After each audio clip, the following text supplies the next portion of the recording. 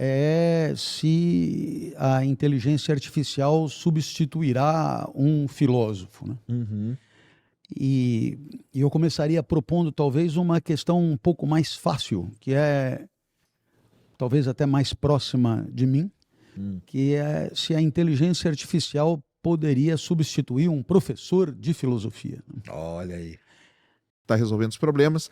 O link tá aí na descrição. O QR Code tá aí na tela. Não se esqueça, se inscreva no canal, deixe seu comentário aí, seu like.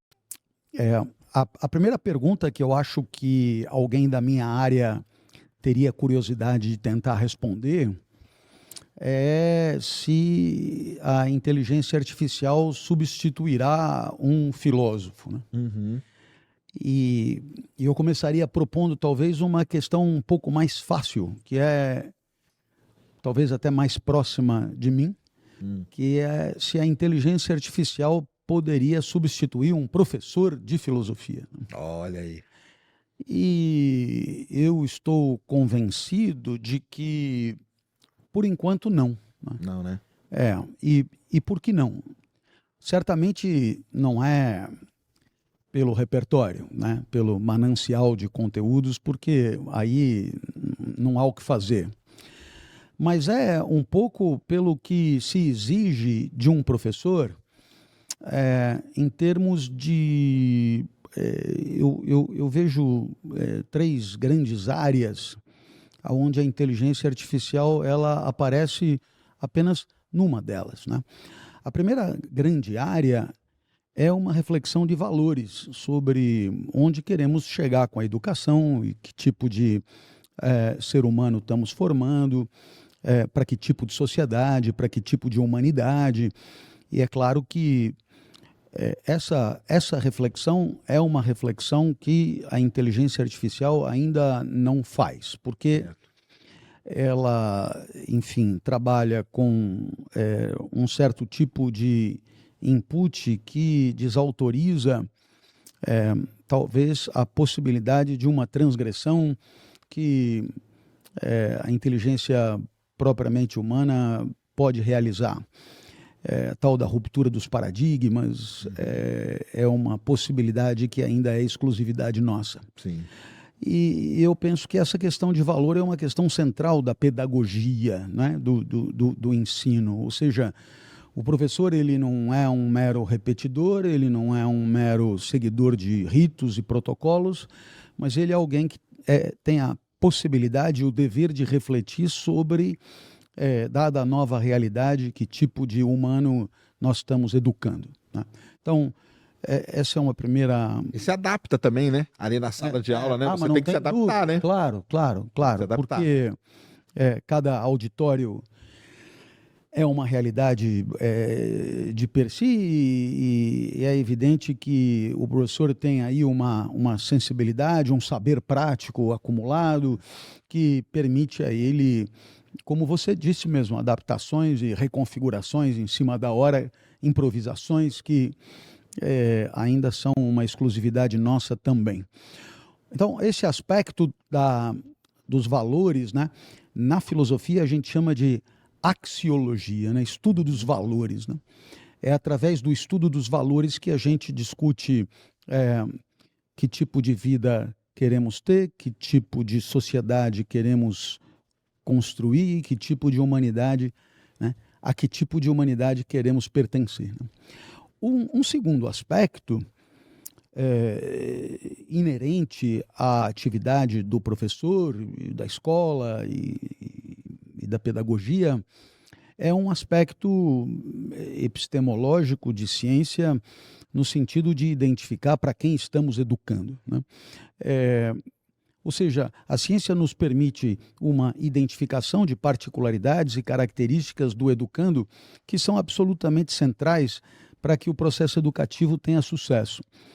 E essa dimensão epistemológica, digamos, poderíamos dizer assim, em termos de identificação dos traços de personalidade do nosso educando, o modo como ele constrói o seu repertório, que tipo de caminhos mentais ele percorre com mais facilidade para poder construir esse repertório, e tudo isso, claro, é uma ciência poderosa que nos ajuda a identificar.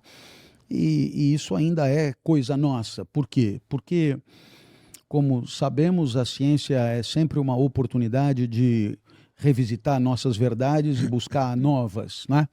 Mas nesse ponto aí, o senhor, não sei se o senhor já viu uma. Não sei se foi a BBC, que ela fez um especial sobre educação na China. Uhum. E ela mostrou os menininhos entrando na sala de aula e colocando uma tiarinha. Já viu Uhum. essa tiarinha? Não. Então é o seguinte, né? Qual que era o lance? Era tentar identificar numa sala de aula, por exemplo, eu estou lá dando uma aula de matemática, 2, 3 estão prestando atenção, o resto não tá. Mas às vezes o professor ele não consegue identificar. Isso. E não consegue identificar a fragilidade de cada aluno. Então os alunos entram na sala de aula, cada um põe uma tiarinha. E aquela tiarinha vai fazendo todo um mapeamento e vai mandando num quadro para o professor. E aí isso junto com câmeras, Sei. porque a visão computacional é muito poderosa, então eles conseguem ver um aluno que, aquele aluno hoje ele está triste, por causa dos traços dele. Nossa. E aí o professor, com aquilo, ele fala, o que será que aconteceu com o Clóvis? Deixa eu chegar lá nele. E aí, com isso, eles conseguiram, assim, uma excelência gigantesca, porque eles conseguem atacar o problema. Entendi. Entendeu? Pontualmente. Eu acompanhei à distância experimento semelhante no Quebec, mas não era tiarinha, era uma coisa infinitamente mais primitiva, com eletrodos. Não, então, eles fizeram bonitinho para a criança achar legal de usar, entendeu? Claro. E aí, bom, naturalmente que isso aí é a ponta de lança da pedagogia, quer dizer... mas aí, digamos, é a tecnologia a favor do professor, né? A favor do professor, exatamente, mas ainda não estamos na inteligência artificial, porque chegamos num terceiro aspecto, primeiro axiológico, segundo epistemológico. O terceiro, eu diria que é como educar, né? É o praxeológico, é como fazer. E aí, claro, nós temos num primeiro momento uma discussão metodológica importante, que o professor ainda tem, digamos, discernimentos que possam ser disruptivos e capazes de propor novas metodologias e inovações incríveis que talvez a IA ainda não consiga. E segundo ponto, nós temos uma questão propriamente de ferramentas, não é? De instrumentos. E é só aí, né, que de fato a inteligência artificial participa e esperemos que participe positivamente, contributivamente do fazer do professor. Então, a pergunta pode a IA substituir o professor? Aí eu digo de filosofia ou qualquer outro, e a minha resposta é, por enquanto, longe disso. Não é? Longe disso, por quê?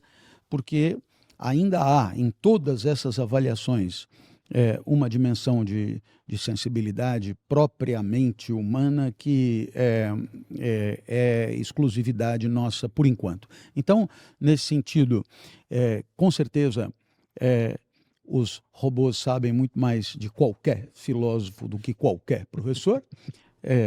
Com certeza, os robôs têm condição de conexões entre pensamentos de filósofos numa velocidade infinitamente maior do que qualquer professor, mas o ensino não é só isso, não é só a geração do conteúdo, o ensino ele tem, digamos, pré-requisitos de discernimento a médio e longo prazo sobre o papel da escola e da educação na sociedade, que ainda é uma questão propriamente política que depende da presença humana em definitivo. Então, essa é um pouco a minha resposta. A presença humana ela é fundamental, isso aí não tem como, né? Eu acho que talvez de tudo aí que o pessoal fala que vai tirar emprego e tal, o professor eu acho que não vai. O professor usar a inteligência artificial, óbvio que sim, né? Até mesmo para preparar uma aula, para poder preparar que fique claro, é preciso que o professor tenha muita noção da extensão da sua presença na sociedade. Eu falei aqui de valores, que tipo de educando queremos formar para o mundo. Essa é uma discussão que durante 30 anos na universidade eu nunca tive. Então, é o que deveria ser. Mas se você sair daqui e entrar na primeira escola, é possível que o professor sorria quando você disser isso. Fala, meu, eu já tenho que dar aula, já tenho que né, corrigir prova, já tenho que cuidar de um monte de peça que me aparece pela frente. Pais e mestres, e o diabo. Aí você me vem ainda com reflexões axiológicas sobre o papel da educação Aí na humanidade. Né? Se liga, não tenho a menor condição de fazer isso. Mas aí é que está o tiro no pé, né? Porque abrindo mão, é possível que algum dia se dê em conta que você tenha se tornado obsoleto, não é? Que você esteja ensinando a respeito de um mundo que não existe mais e para um mundo que tampouco existirá mais. Né? Então, nesse sentido, eu imagino que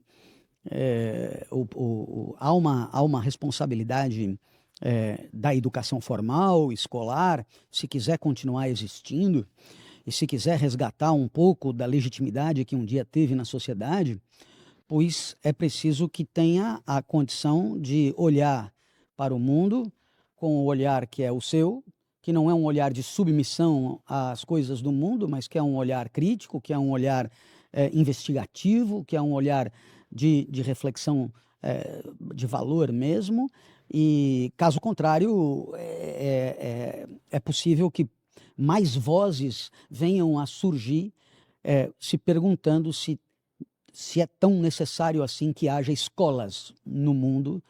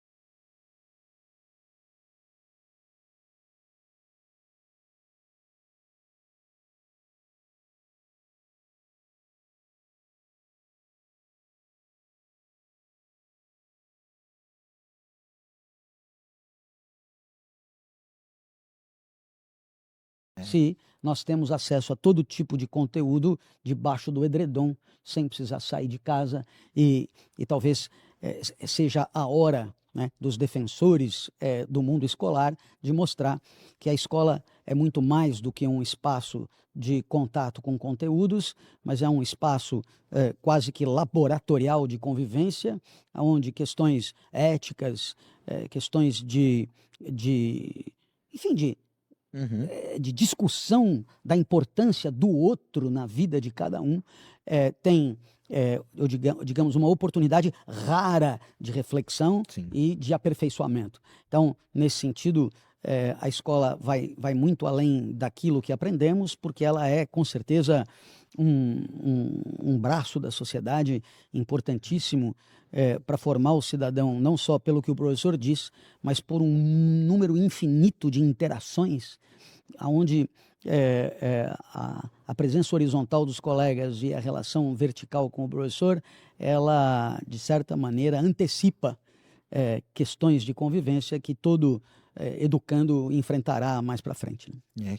Eu acho que foi o que os alunos sentiram mais falta aí quando teve, né, a tal da pandemia de ficar em casa e tudo, foi isso, né? Foi o contato com, né, com os colegas e tal, né? Essa parte da socialização, né? Nossa, a minha pegou demais, minha filha entrou no direito no primeiro ano da pandemia, portanto, ela só veio conhecer presencialmente os colegas no terceiro ano da faculdade de maneira completa. Foi muito lamentável. É um impacto que foi tem, assim, amputar da formação um